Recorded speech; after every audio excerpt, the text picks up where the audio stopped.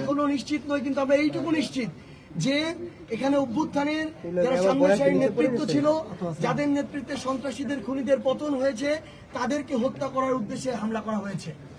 এবং চারপাশে যখন অন্ধকারাচ্ছন্ন পরিবেশ, বিদ্যুৎ নেই, তখন তারা একটা অনেক বড় জনসমাগম ছিল, এখানে অন্তত 1-2 হাজার কিংবা তারও বেশি হয়তো মানুষ ছিল।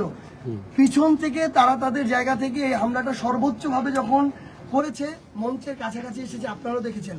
আমাদের একাধিক ভাই বোন সেখানে রক্তাক্ত হয়েছেন, একজন শহীদের পিতা রক্তাক্ত হয়েছেন। আমাদের প্রশ্ন হচ্ছে, একটা রাজনৈতিক দলের সদস্য হিসেবে বা রাজনৈতিক একজন নাগরিক হিসেবে আমাদের যে অধিকার, সেই জায়গা থেকে আমরা এটা কর্মসূচি করবো, এটা আমাদের অধিকারের জায়গা ছিল, আমরা সেটা করতে এসেছি। কিন্তু এইখানে যদি প্রশাসনের, সরকার সংশ্লিষ্ট এখানে যারা রয়েছে বিদ্যুৎ বিভাগে, তাদের গাফিলতি না থাকতো, তাহলে ওই সময় বিদ্যুৎও যেত না, এত বড় রক্তাক্ত হামলার ঘটনার আমরা সাক্ষীও হতাম না। তো এই সামগ্রিক বিষয়গুলো নিয়ে এ পর্যায়ে আমি কথা বলার জন্য অনুরোধ করছি জাতীয় নাগরিক পার্টি এনসিপির সম্মানিত আহ্বায়ক, আমাদের সংসদীয় বিরোধী দলীয় চিফ হুইপ জনাব নাহিদ। ভাই ক্যাপটা ঢুকেন না, মাথা ঢুকেন না, ক্যাপ ভাই ক্যাপ।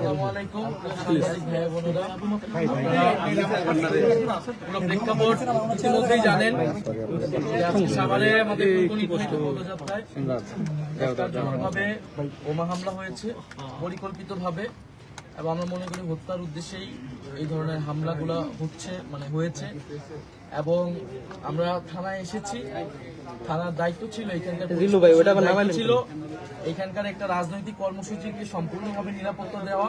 আমরা মনে করি তারা সেটা নিরাপত্তা দিতে ব্যর্থ হয়েছে। তারা বলছে তারা তাদের জায়গা থেকে চেষ্টা করেছে এবং সেটার জন্য তারা দুঃখ প্রকাশ করেছেন আজকের এই ঘটনার জন্য, এবং আমরা এটাকে মামলা দায়ের করছি। এবং তারা বলছেন, আমাদেরকে কথা দিয়েছেন যে দ্রুত সময়ের মধ্যে তারা যারা আসামি এটা গ্রেফতার করবেন এবং তদন্ত করে আমাদের ঘটনা উদ্ঘাটন করবেন। কিন্তু আমাদের কাছে যেটা স্পষ্ট, এটা শুধুমাত্র আইন শৃঙ্খলা জনিত বিষয় না, এটার পিছনে উদ্দেশ্য হলো রাজনৈতিক উদ্দেশ্যেই, রাজনৈতিক পরিকল্পনায় এই হামলা হয়েছে। আপনি দেখেন যে স্বরাষ্ট্রমন্ত্রী উনি বড় বড় কথা বলছেন, আওয়ামী লীগের দাফন হয়ে গেছে, এই হয়ে গেছে, সে হয়ে গেছে, কিন্তু এই যে নিষিদ্ধ ঘোষিত ছাত্রলীগ, আওয়ামী লীগ, তারা বিভিন্ন জায়গায় মিছিল করছে, সেটা তারা থামাতে পারছে না। তো এটা স্পষ্টভাবে একদিকে মুখের কথা বলা হচ্ছে বড় বড়, কিন্তু প্রশাসনিকভাবে তাদেরকে আশকারা দেওয়া হচ্ছে। সারা দেশের বিভিন্ন জায়গায় ফ্যাসিস্টদের পুনর্বাসনের সাথে সরাসরি বিএনপি জড়িত।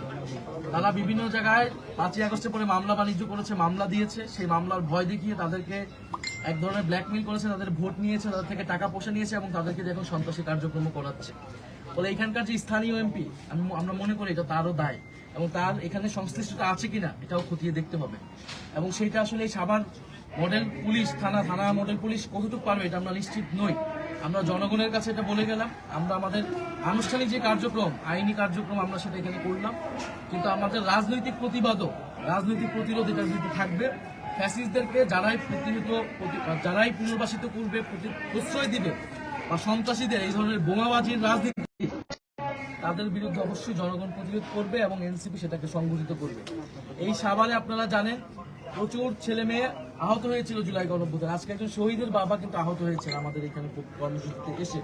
ফলে এটা স্পষ্টই স্বরাষ্ট্রমন্ত্রী, প্রধানমন্ত্রী, তাদের আইন শৃঙ্খলা নিরাপত্তাজনিত ব্যর্থতা, তারা আওয়ামী লীগের এই প্রশ্ন ডিল করতে পারে নাই, জনগণকে কোনো নিরাপত্তা দিতে পারে নাই, এবং যদি এই নিরাপত্তা দিতে না পারে তাহলে তাদের ক্ষমতায় বা গদিতে বসে থাকার অধিকারও তারা খুব শীঘ্রই হারাবে বলে আমরা মনে করি।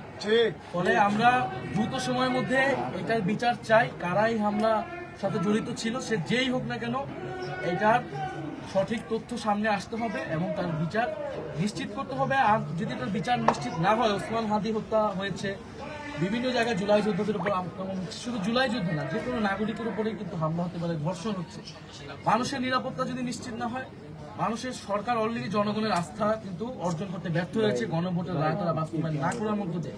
সংস্কার বাস্তবায়ন করলে আজকে পুলিশ কিন্তু নিরপেক্ষভাবে কাজ করতে পারতো, পুলিশ কমিশন হতো, তখন কিন্তু এখানে স্থানীয় এমপির প্রভাবের বাইরে যায়, রাজনৈতিক প্রভাবের বাইরে গিয়ে পুলিশ জনগণের বা যে কোনো রাজনৈতিক পক্ষের এখানে নিরাপত্তা নিশ্চিত করতে পারত।